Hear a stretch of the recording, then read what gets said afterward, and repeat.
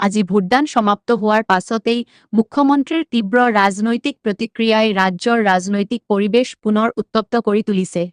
ভোটগ্ৰহণৰ অন্ত পৰাৰ লগে লগে সংবাদ মাধ্যমৰ সন্মুখত মুখ্যমন্ত্ৰীয়ে কয় যে এইবাৰৰ নিৰ্বাচনৰ ফলাফল প্ৰায় স্পষ্ট হৈ পৰিছে আৰু বিজেপি নেতৃত্বাধীন মিত্ৰজোঁটে অতি কমেও ৯০খন আসন লাভ কৰিব বুলি তেওঁ দৃঢ়ভাৱে দাবী কৰে।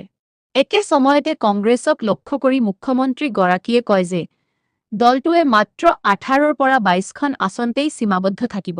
একেদৰে ভোটদানৰ হাৰৰ বিষয়ে উল্লেখ কৰি মুখ্যমন্ত্ৰীগৰাকীয়ে উল্লেখ কৰে যে স্বৰ সংখ্যালঘু অধ্যুষিত অঞ্চলসমূহত এইবাৰ প্ৰায় ৯৫% ভোটদান হৈছে। আনহাতে খিলঞ্জীয়া গাঁওসমূহত ৬৫ পৰা ৭০% ভোটদানহে হোৱা বুলি তেওঁ মন্তব্য কৰে। যদিও পূৰ্বতে ৰাজ্যত ভোটদানৰ হাৰ ৮০ পৰা ৮২%ৰ ভিতৰত আছিল, তথাপি এইবাৰ খিলঞ্জীয়া মানুহে পূৰ্বতকৈ অধিক আগ্ৰাসীভাৱে ভোটদান কৰিছে বুলি তেওঁ দাবী কৰে। মুখ্যমন্ত্ৰীৰ মতে বিজেপিয়ে চলোৱা ব্যাপক প্ৰচাৰ অভিযান আৰু সংগঠিত কেম্পেইনৰ ফলতেই অসমীয়া ৰাইজ অধিক সক্ৰিয়ভাৱে ভোটদানত অংশগ্ৰহণ কৰিছে।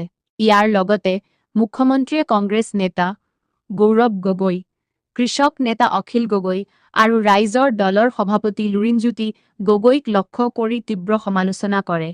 তিনি গগৈ বুলি উল্লেখ কৰি তেওঁ কয় যে অন্তিম ভোটগণনা পৰ্যন্ত এই তিনিজন নেতাই চিন্তাত থাকিব লাগিব। তেওঁ কটাক্ষ কৰি কয় যে অসমৰ ৰাজনীতি উপাধিৰ ভিত্তিত নচলে আৰু ৰাইজে এই ধাৰণাটো ভাল নাপায়। মুখ্যমন্ত্ৰীয়ে লগতে সদৰি কৰে যে তিনি গগৈৰ ধাৰণাই অসমীয়া আৰু আহোম সমাজৰ মাজত বিভাজন সৃষ্টিৰ চেষ্টা কৰিছে, যাক ৰাজ্যবাসীয়ে গ্ৰহণ কৰা নাই।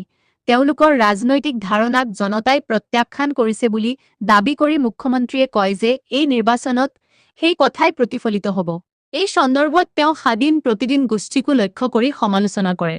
ইয়াৰ লগতে মুখ্যমন্ত্ৰীয়ে জেনেৰেল জেড ভোটাৰ বিষয়টোতো প্ৰতিক্ৰিয়া প্ৰকাশ কৰে। তেওঁ স্পষ্টভাৱে কয় যে অসমত কোনো জেনেৰেল জেড ভোটাৰ নাই আৰু এই ধাৰণাটো কেৱল কিছুমান ৰাজনৈতিক উদ্দেশ্য পূৰণৰ বাবে সৃষ্টি কৰা হৈছে। জেনেৰেল জেড ভোটাৰৰ নামত এটা পৰিয়ালক ভাগ ভাগ কৰিব বিচৰা হৈছে বুলি তেওঁ মন্তব্য কৰে। তেওঁৰ মতে এই ধাৰণাটো ভাৰতীয় বাস্তৱত প্ৰাসংগিক নহয় আৰু বাংলাদেশ আৰু নেপালতহে এনে ধাৰণা দেখা যায় বুলি কটাক্ষ কৰে। শেষত মুখ্যমন্ত্ৰীয়ে কয় যে অসমৰ ৰাইজে উন্নয়ন, স্থিৰতা আৰু একতাৰ পক্ষত ভোটদান কৰিছে। সেয়ে ফলাফল ঘোষণা হোৱাৰ আগতেই জনতাৰ ৰায় প্ৰায় স্পষ্ট বুলি তেওঁ পুনৰ উল্লেখ কৰে।